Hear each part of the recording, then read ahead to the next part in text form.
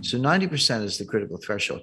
The US is at 131%, highest in history, which means we are well past the point where you can borrow your way to growth or you can borrow your way out of a debt crisis.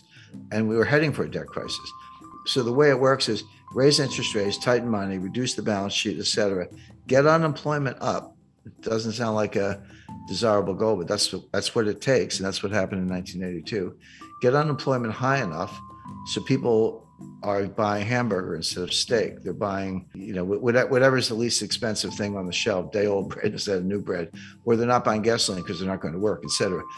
That will bring prices down, but at a very high cost, which we just talked about, which is high unemployment and lower productivity. Meanwhile, the U.S. debt keeps going up. We haven't really talked about the debt. That part of it looks like 1981. But if you throw in a global financial crisis, then it starts to look more like 2008. Yeah, well, that's like a glacier. Glaciers are extremely powerful, but they move extremely slowly. There's some exceptions, but they kind of like, an inch a year, a couple inches a year, but they move mountains. I mean, they create rivers, they create canyons, they move mountains. They're extremely powerful, but slow.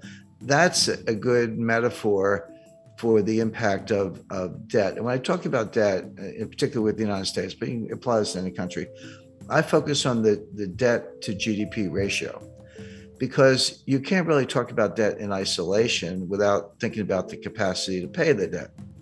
And a simple example, if you have a $50,000 balance on your credit card and you're making $30,000 a year and trying to pay rent in New York, et cetera, good luck. You're probably going to go bankrupt or at least default on that card. But if you owe $50,000 on your credit card, but you're making $5 million a year, it's, you just write a check. It's no big deal. My point is, you can't look at a $50,000 debt and decide if it's a problem or not unless you compare it to the income. And if it's too low, it's a problem. And if the income's high, not a problem. So that's why you use the debt to GDP ratio. The US just hit $31 trillion in national debt. That is national debt, almost all of it in the form of US Treasury securities. Not all of it, there are other obligations, but mostly US Treasury securities. Well, is that a problem or not? Well, one way to answer the question is compare it to GDP, do the ratio. The answer is that ratio is now a little over 130%. What was it in 1980 when Ronald Reagan was elected? The answer is 30%.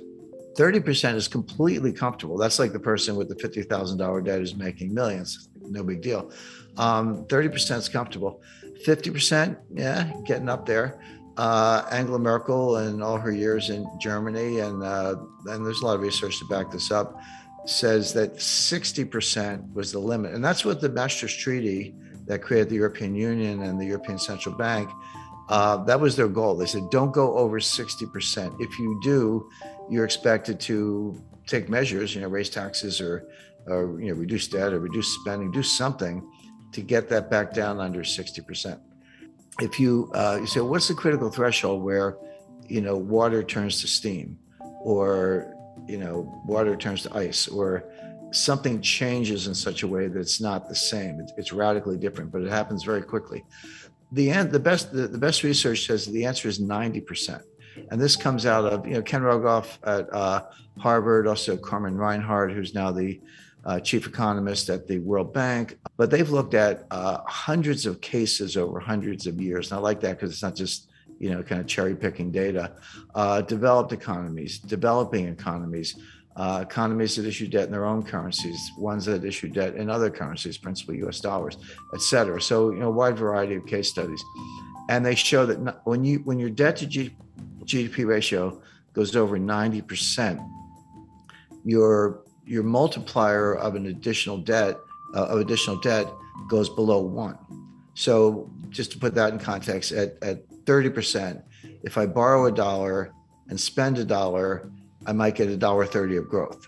Assuming you spend it wisely, that's a big condition. But you borrow $1 and spend $1 and get $1.30 of growth. Okay, the debt was productive if you put it to good use. But that $1.30 gets smaller and smaller. As you get closer to 90%, it goes to $1.20, $1.10, $1.05. Past 90%, roughly, You borrow a dollar and you spend a dollar and you only get 95 cents of growth. You don't get your dollar back in terms of GDP. And then 90% and 85%, et cetera. So 90% is the critical threshold.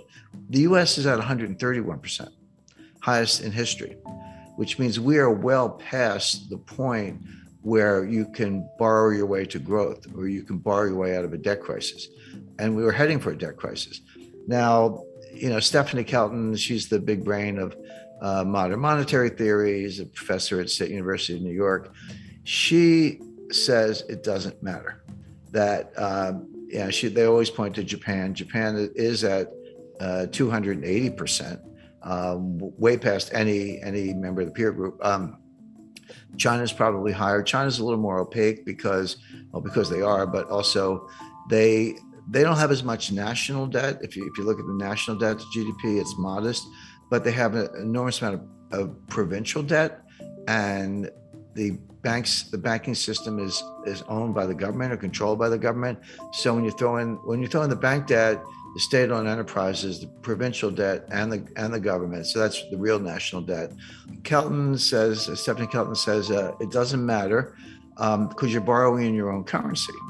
So if you're Argentine and you borrow in dollars and you print pesos, how are you going to pay the dollars back unless you have huge trade surpluses, which they don't? So they just default. Argentina is a serial defaulter, and everyone expects that. If you borrow in dollars and you print dollars, which the United States does, they're like, what's the problem? Just print the dollars and pay the money back. Well, that's true. If you print dollars, there's no reason to default on dollar debt because you actually can print the money and buy the bonds. But it doesn't mean nothing else bad happens. What about inflation or hyperinflation? What about the foreign exchange rate? The exchange rate can collapse.